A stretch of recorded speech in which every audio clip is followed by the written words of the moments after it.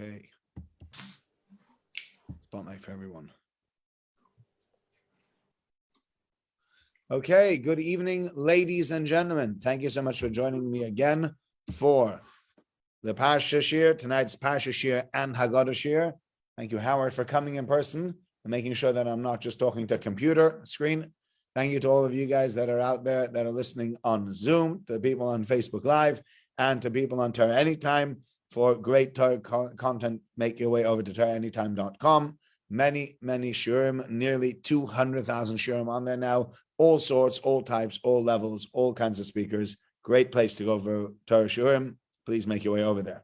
Okay, let's start.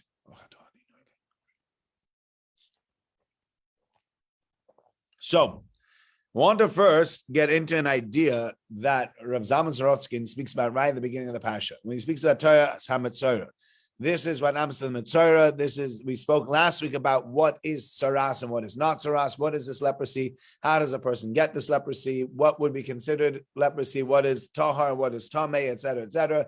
And in this week's study, we read about the purification process of the Metzorah. And what Rav Zalman Sorotzkin points out in the name of one of his children that he writes over there in his Sefer Oznaim Metzorah is the following. One of the things that ranks very high in our books of mitzvahs is Bikur Cholim, visiting the sick.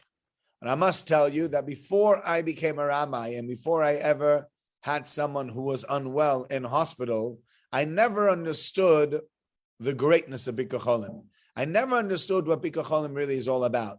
All right, so a guy's not feeling well, you go and you sit with him and you make him feel better for 20 minutes and you go back out, and big deal. You know what people make such a fuss about Bikur Cholim, it's unbelievable.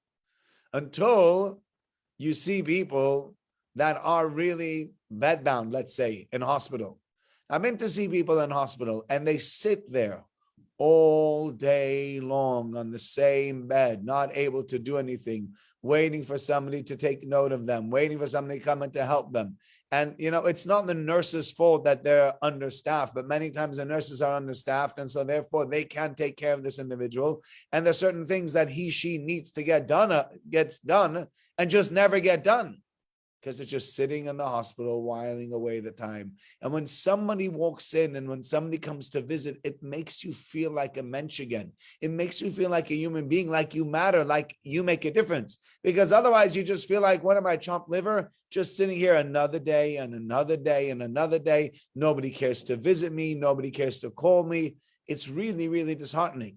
And by the way, I've also found, and this is very important, and that is that the nursing staff and the medical staff will treat you differently if you take, or somebody on your behalf takes an active interest in your welfare.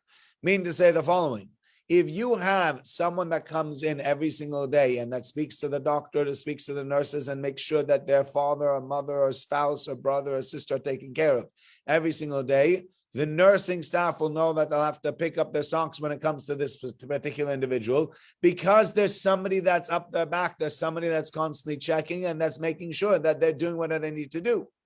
And vice versa. One of the terrible things that happened in COVID was that people were not allowed to have visitors.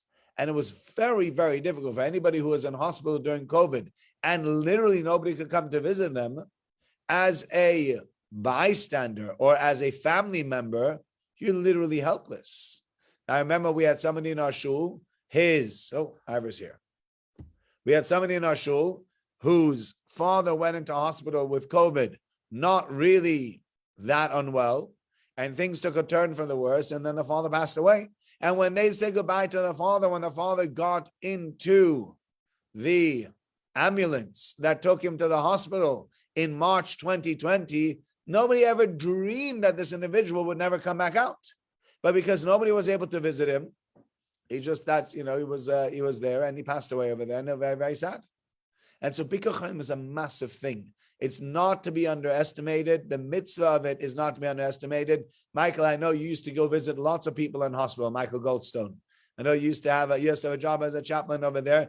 And I even remember a story you told me about one or two criminals that you spoke to, where you really had some very, very good conversations with them. And their reactions and how they, reacted to you and reacted to the fact that somebody just took a note of them, just cared, instead of just saying, oh, they're just people in hospital, they're just criminals in hospital, just who cares, who needs them? And people do need to feel cared for. People do need to feel that somebody else cares about them, and it makes a massive difference to all of us. As human beings, when you're stuck in that situation, it makes a massive difference. All that is an introduction to the question, therefore, that Rav Sorotskin asks. He says, I don't understand, therefore, what is going on with a Metzorah. The Metzorah is somebody who's unwell, and yet, what's the halacha? We don't go visit him. He sits outside of the 3 encampments. Nobody goes to visit him, and if anybody comes too close, he has to yell out, Tameh, Tameh. You need to know that I am Tameh, I am impure, I'm ritually impure, and therefore don't come too close. What happened to Bikur Cholim? Here's a man who's unwell, or a woman who's unwell with this tsaras, with this leprosy, and instead of us going out and trying to help them, we are ignoring them entirely, and instead what we're doing is letting them sit on their own outside the encampment. Why are we doing that? So Rav Zalman Sorotskin writes an interesting idea. He says that there are many people that speak Lashon Hara but don't understand the destructive nature of Lashon Hara. Lashon Hara is so destructive. And I think nowadays, more than ever, we have come to realize the potential power of Lashon Hara, as well as the potential harm that is created through Lashon Hara. And I'd like to bring you Exhibit A, which is what we will call cyberbullying. Anybody knows about cyberbullying, specifically when it comes to young teenagers and young adults, you'll find over there that people are often bullied online. And people make fun of these individuals. There have been numerous people, wouldn't say this is a one-off occurrence. There have been numerous people whose lives have either been ruined by somebody that has made a nasty comment about them online, whose lives have been ruined by somebody who has uploaded a very inappropriate or nasty picture about someone. And let's be honest about it. If I caught you as you're about to sneeze and I took a picture of you and I uploaded it, people would laugh at you also. None of us look highly intelligent when we're about to sneeze.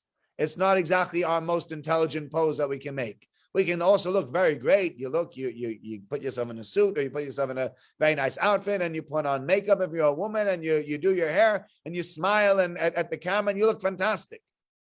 But when we sneeze, we don't look great. So if I took a picture of you, if you were sneezing, I put it up online and go, ha, ha, ha, look how ridiculous they look. Look at them. And everybody else says, ha, ha, ha, how funny, how hilarious it is that we're making fun of this person.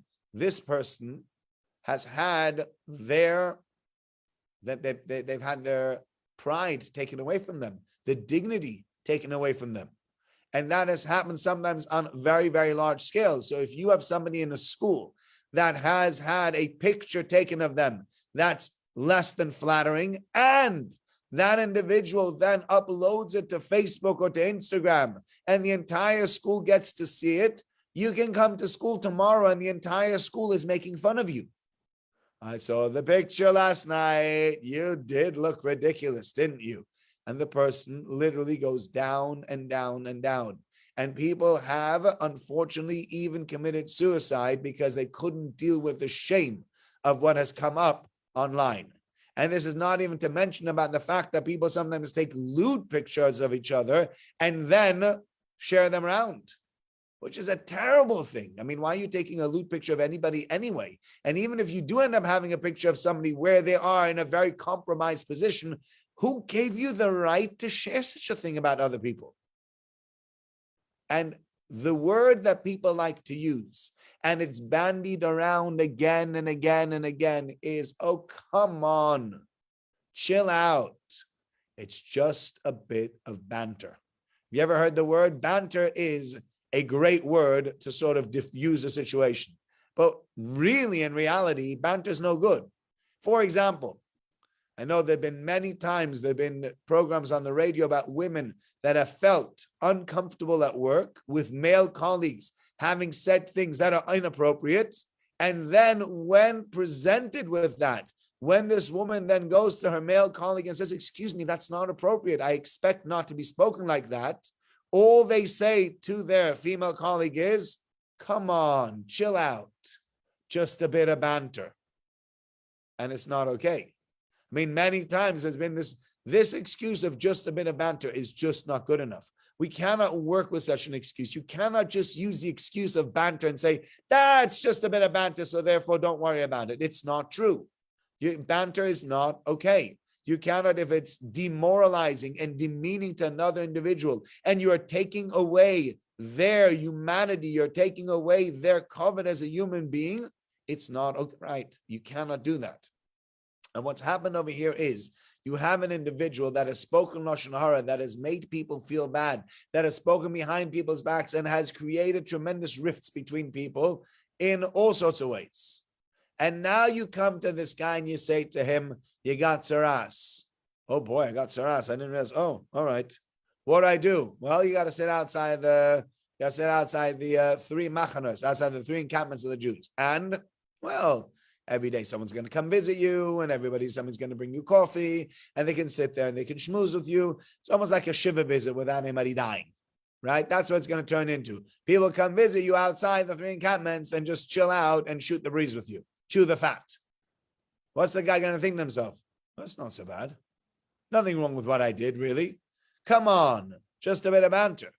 So you know what we have to take the guy? You have to sometimes, when people don't realize the severity of what's going on, you need to shock them into it. I know someone who said to me that they never slapped their children, and the only time they ever laid a hand on their child, and even then obviously not very hard, was for the children who ran across the road. So they had a child, a 2-year-old, and two-year-olds don't understand. They think it's funny. So you say, no, do not go on the road. No. They get that little cheeky grin, and then they cross the road and go into the road anyway. And this individual said to me, they needed a punch. They needed a smack.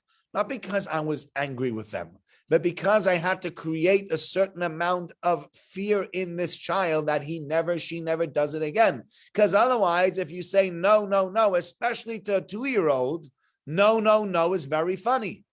They just think it's funny. They don't understand that you're trying to set limits. And in this instance, what are you trying to do? You're trying to hit the child? No, you're trying to safeguard the child. But the child will never understand what you want from them until you give them an appropriate consequence, which I realize, oh boy, if I do this again, I'm in trouble. And that's why you got to rump it up. You can't just give a small punishment, because a small punishment is seen exactly as that. All right, you know what? It's a slap on the wrist. No big deal. You get a slap on the wrist for this. You know what the Metzorah is going to say? Don't worry about it. It's no big deal. I don't have to worry about it. Comes the Torah and says, you know what? We took away this mitzvah of Bikur Cholim, and we took away the mitzvah of going out and doing chesed for another individual. And we say all that is suspended. This man now sits outside the encampment and just got to sit on his own and do nothing. And he's like, what did I do? Why don't I deserve at least the same care and concern that any other ill person would get? And the answer is, you're not like any other ill person. You're not like any other person that's sick. Any other person that's gotten sick, he's sick. He deserves to be visited. You need to visit this person. Your illness has come upon you because you created some kind of separation amongst Klal Yisrael.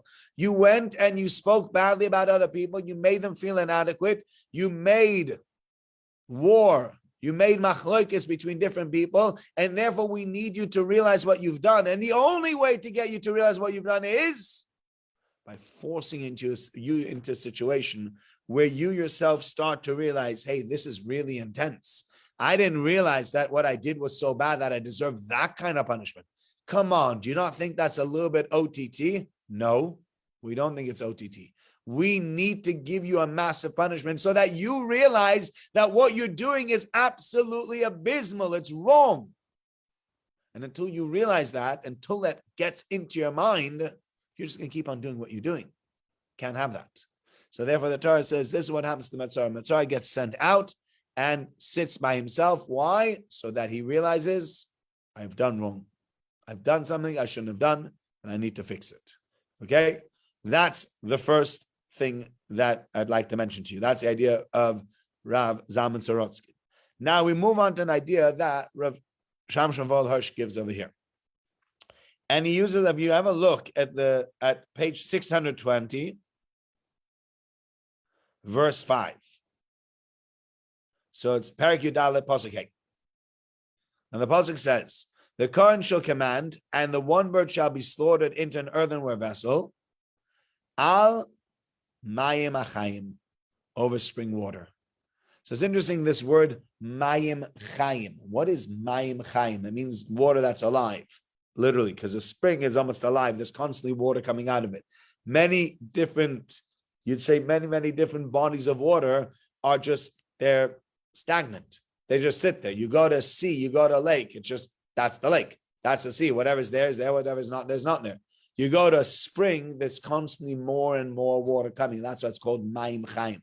And it's interesting, Rosh Hashanah Hirsch points out that there are three places where we speak about mayim chayim, this spring water, live water. Number one is over here by the Metzorah. Number two is when it comes to the Sota, the wayward woman, the woman that has been unfaithful. And number three is when we speak about the issue of the Paraduma. In all three of those cases, we have mayim chayim, spring water, but waters of life, so to speak. So what's the importance here to discuss mayim chayim, spring water? Why are we mentioning it that? So what Rav Hirsch says is a beautiful idea. Again, a symbolism over here. So we said that the Kohen has to take this fellow, the Kohen commands this fellow to take two birds that are alive and that are also tahor birds. And you take a hyssop, cedar wood, crimson thread, and hyssop. And the Kohen commands a shochat es atzipor ha'echos et kliches ha'mayim chayim. But they're called shtei tziporim chayes taharos.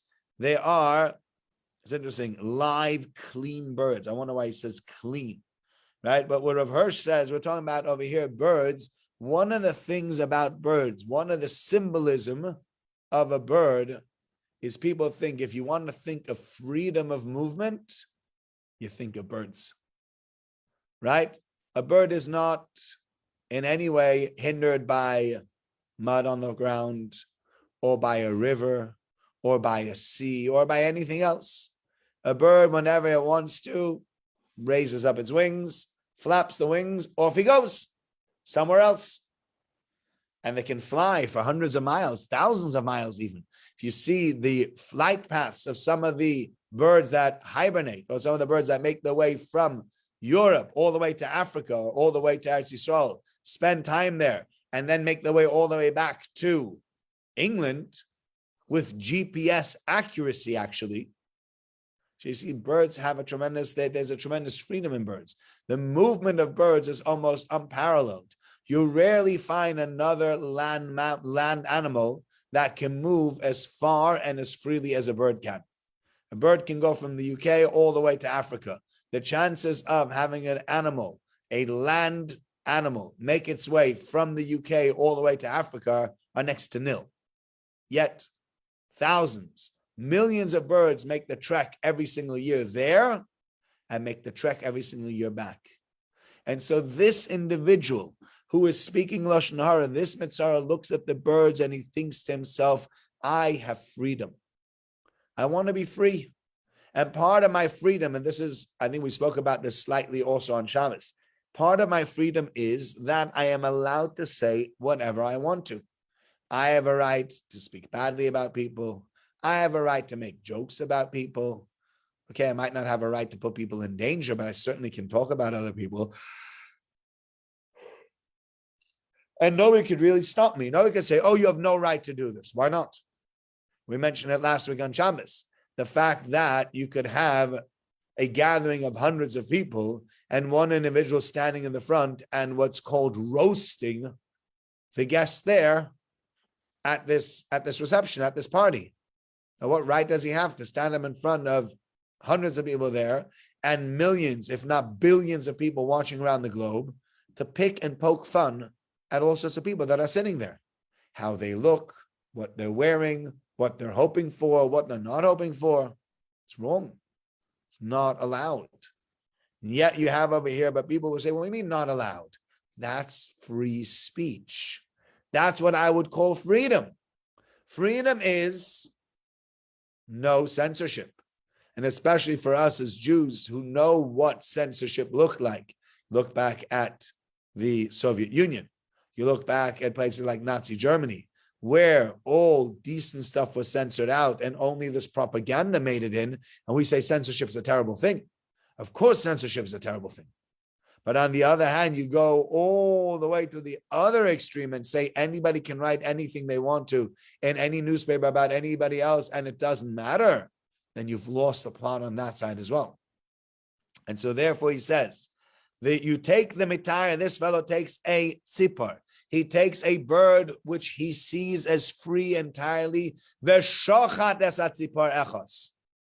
You got to take that freedom and you got to shecht it. You got to get rid of that freedom. You got to say to yourself, the fact that I have the ability to speak about everybody else any which way that I want to is not a freedom that I should be using and abusing.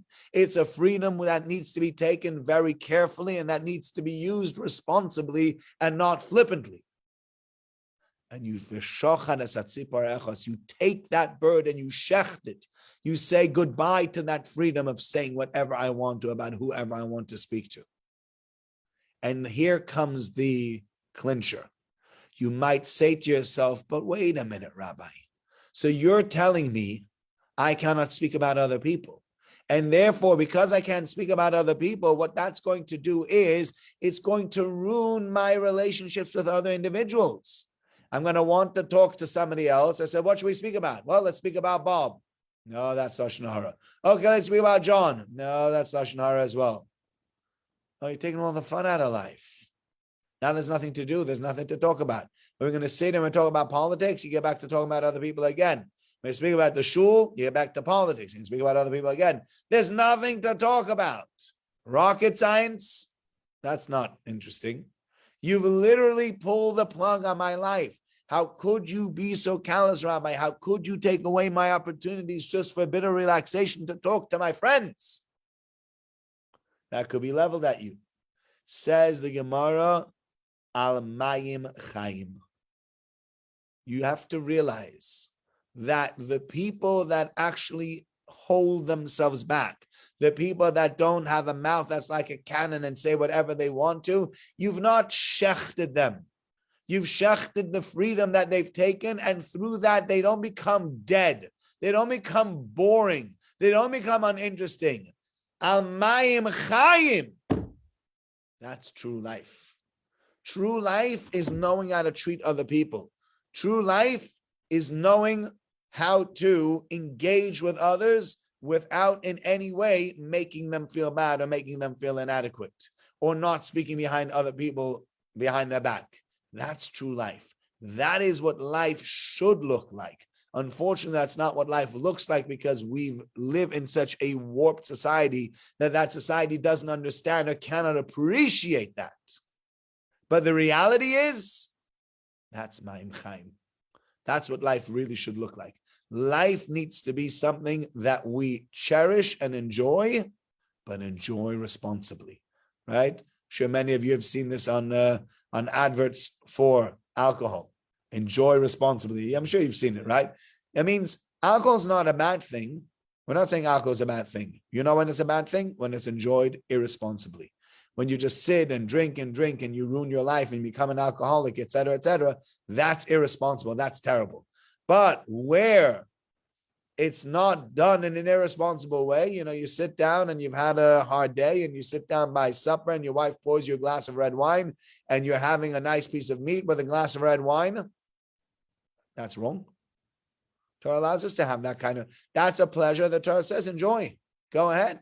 Shabbos, boss of a dogim, and we drink wine as well, especially on Yom Tov. Wine brings simcha. On Yom Tov is a big mitzvah to drink wine. Again, not to become inebriated necessarily, but to drink a little bit of wine, to enjoy the pleasure that wine gives you. Enjoy it responsibly. That gives life. People actually who enjoy whatever vices that they have responsibly enjoy them much more than people who don't. You enjoy wine much more when you have one glass together with a good paired piece of meat, rather than when you have 6 glasses on Purim. Most people don't enjoy the wine they drink on Purim because they're just downing it. They're throwing it down in another cup and another cup and another cup. That's not enjoyable. And for people that are, unfortunately, alcoholics that don't know how to drink responsibly, they are really, in reality, not getting the maximum out of it. The same is true for life. You got to enjoy it responsibly. And when you do enjoy it responsibly, you'll be surprised to see that actually it's more fun. It's more fun not to talk badly about other people. It's more fun to learn to have discussions with other people about worthwhile topics, to speak about Torah. You can speak about a book that you're reading that might have some interesting self-help ideas or management ideas or financial ideas. There's so much to talk about. You don't have to get stuck and talk about other people.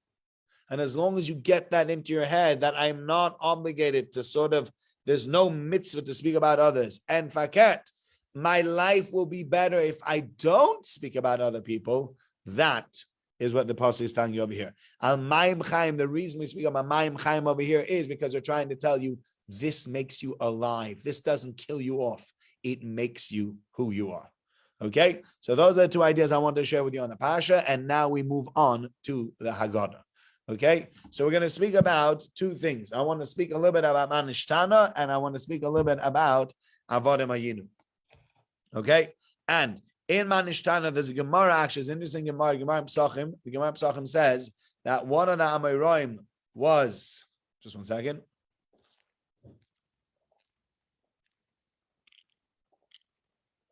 Sorry. This is the second piece about Avodah Mayinu, but we started already, so I'll say. So one of the Amoraim was sitting with one of his servants, and he said to him, "No, ask me something. What would you want to say anything about Pesach?" And he sort of upset him and says, Kodesh Baruch Hu took us out of Mitzrayim, not to take us out, but it's like a father who took his son out and gave him a whole bunch of presents. Says, oh, very good. Now we already do not have to say Manishtana. We go on straight to Avodah Mayinu. And I saw tonight in one of the Pirushim in Sefaria on the Haggadah, I think it was the Baruch Shama, I don't remember exactly which one it was. He says there's an important point being made over here, and that's the following. There are instances where we would have gone out for whatever reason. But sometimes going out is not something necessarily that we need to thank God for. It could just be, you know what? I can't be bothered for this anymore. Forget it. You just go, right? I remember I had a fellow, give you an example. I had a fellow who I was trying to call to fix my boiler. Now, I made the mistake. I had 2 people in my phone book with the name Andrew. One is Andrew Silverman, who's a great plumber, and another Andrew who I forgot about. And I called the other Andrew by mistake. And I called him up and says, can you do a plumbing job for me? And he's like, plumbing job for you? No, I'm not a plumber. I'm a, and then he filled in, says, but a good friend of mine's a plumber. I'll send him around. Give me your address. And lo and behold, 5 minutes later, this plumber shows up. And he starts looking at my boiler and goes, oh, goodness gracious, your boiler is under your kitchen because they did an extension. And I'm going to have to do this on my knees. And there's all this stuff in the way. And he starts pulling stuff out and he starts fixing stuff and hammering and doing and coming and going. And I don't know about you, but do you not sometimes when you see somebody and they're working and working and working and you say, are you getting there? Well, yeah, it's a big problem. I'm going to get there soon. What does that give you? A feeling of confidence or a feeling of lack of confidence? I didn't exactly have a feeling of confidence with this individual. Not at all. And he spent something went wrong and he couldn't figure out how to do it. It was a nightmare. And I realized this guy has no clue what he's doing. I felt really this guy, unfortunately, has no idea what he's doing. And in the end, what happened is, he fixed it. Lo and behold, he fixed it. And I say to the guy, how much do I owe you? He goes, well, let's call it 150. And I was like, let's call it 150. That sounds pretty heavy. He goes, don't you realize I've been here for 3 days? 150 is not a lot of money if I've been here for 3 days. And I wanted to say to the fellow, look, if I'm trying to read the instruction manual and try to figure out how this boiler works, it would also take me 3 days to fix it. The fact that you're here for 3 days doesn't show your expertise. The fact that you're here for 3 days shows that you're a nincompoop that has no idea how to fix this stupid boiler. And the fact that you were able to finally fix it in the end, I feel that that's a fluke. And I don't want to give you money for what? For fluking and being able to get this boiler fixed? No. Anyway, I didn't have a choice. Pay the guy the $150. And lo and behold, Maureen, you know what's coming now. I see it already in your face. You know what's coming now. How long did it last? 2 weeks. And 2 weeks later, the boiler was broken again. And I was like, oh no, I'm calling the guy back. And I remember calling up one of somebody here in town who helps people out. At the time, I was still a young man. Not very, very green behind the ears. I hadn't owned the property that long. It was like pretty new house that we had owned. This goes back probably 12, 13 years ago when the story happened. I didn't know what I was doing. And I called up this individual and I said to him, I said, listen, Norman, help me out. I have this guy. He fixed my boiler. It took him 3 days to fix it. Charged me 150 quid. A week later, it broke again. What should I do? What should I do? And you know what he said to me? David, swallow the loss. I said, what? Swallow the loss? He took 150 quid of mine. He says, you want the guy coming back and making a mess for another 3 days, and then 2 weeks later, you're going to have to call him again to fix it? Yeah, he was mad enough the first time. Let him go. Don't use him again. Don't make the same stupid mistake again. I was like, Anyway, Paul Barrett from our shul has a friend who's a good plumber. I called the guy. He came. He fixed it within half an hour to an hour. He fixed it. It cost 50 to 70 pounds. And that was it. And after that, it worked fine for years afterwards. And I was saying to myself, what a waste. What a waste the first time around having the first guy. But at one point or another, you get sick and tired of the first guy and you say to the fellow, listen, goodbye. What? Yeah, goodbye. I just don't want you here. He says, but I'm here to fix your boiler. You don't know what you're doing. Just go. Just go. I'm done. I'm not dealing with you. Right? And that could have happened to Klal Yisrael. Maybe at one point or another, what would have happened over there in Mitzrayim would have been that at one point or another, people would have gotten so sick and tired of the slave nation of the Jews who are making, I'm sure there were people, if you had certain slaves, they might have made life a misery for everybody else around them. They might not have been the greatest people to have around. So after a while, people say, you know what, go away. Just go. I don't want to have you here. I don't want to know about you. I don't want to see you. Just go. So they would have sent us out. But if they had sent us out like that, what would have happened? They would have sent us out penniless, without anything, nothing. When I sent this guy packing, I said, do me a favor, don't come back. I don't need you to fix it. I'll get somebody else. Yeah, I didn't sort of send him another 20 quid for the fact that he left. I was happy he didn't come back in my house. I was happy that I brought in another plumber who within half an hour fixed the problem, rather than bringing in the other guy that had no idea what he was doing. Same here. They were probably happy for the Jews to leave. Just go. I don't want you anymore. I don't need you anymore. Just go away. Go. Right? But what would have happened at that point? If we would have been kicked out of Mitzrayim in that way, we would have left with the shirts on our back. Maybe. Possibly. There wouldn't have been any makas. There wouldn't have been any sort of retribution against the Mitzrayim. And even if there was retribution against the Egyptians, you know what it was for? The Egyptians deserved a punishment. It's not that we deserved extra treatment. We didn't deserve anything extra. God punished the Egyptians for being horrible to us, but not that we deserve that. And sometimes people get punished not because we deserve that they should get punished, because that they deserve to get punished because of what they did. In Ha'azinu, at the end of Ha'azinu, he says, I would have gotten rid of you as Jewish people. But if I get rid of you as Jewish people, you know what the enemy is going to say? We beat the Jews. Not that God got rid of the Jews. And therefore, even though you don't deserve it as a Jewish nation, I will redeem you anyway, because I can't have these other Bateses taking you over. Tough. Sorry. This is what's going to happen. Same thing over here. HaKadosh Baruch Hu makes wonders and miracles against the Egyptians. That could be for what? For the purpose of punishing the Egyptians. The Egyptians could have also sent us out. They could have gotten sick and tired of us. The fact that Kodesh Baruch Hu not only took us out, but the fact that we went out with all the money that we went out with, that was God's present to us. That is how we realize that God's taking us out of Egypt and he's rewarding us for our time in Egypt as opposed to punishing the Egyptians for our time in Egypt. How can I tell the difference? How do I know when it's for them and when it's for me? The difference is, how do you leave?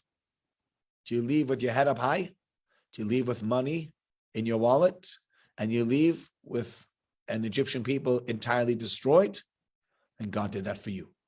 You walk out, you got a sling out with a shirt on your back, and the other people gotten beaten up and it's got nothing to do with you.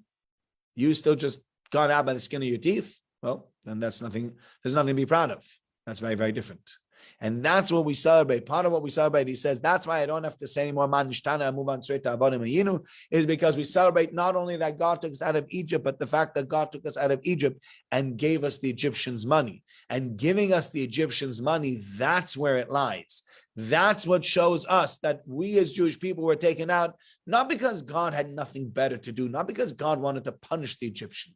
He wanted to reward the Jews. And that's what we celebrate. We celebrate not only getting out, but we celebrate the style we went out in. We went out, b'chush gadol, we went out with a lot of money. That's something to celebrate. Okay, so that's what we're going to say for tonight. Thank you so much for joining me. Next week, we're going to have a share also on Tuesday night about 8:15, 20:8. It's going to be on Haggadah only because next week there is no Parasha Shavua. So next week only Haggadah. Look forward to you joining me. Also, Thursday night, we're going to be having a shir in the Aish room. That's going to be in-person shir. I don't know if I might record it. I'm not sure what I'm going to do with that, if I'm going to stream it or not, but we're going to have that. I might record it, just make an audio recording and send it out afterwards. And that's what freedom is all about. So join us hopefully on Thursday night in Aish for that. And I look forward in the meantime to seeing you next week as well. Take care.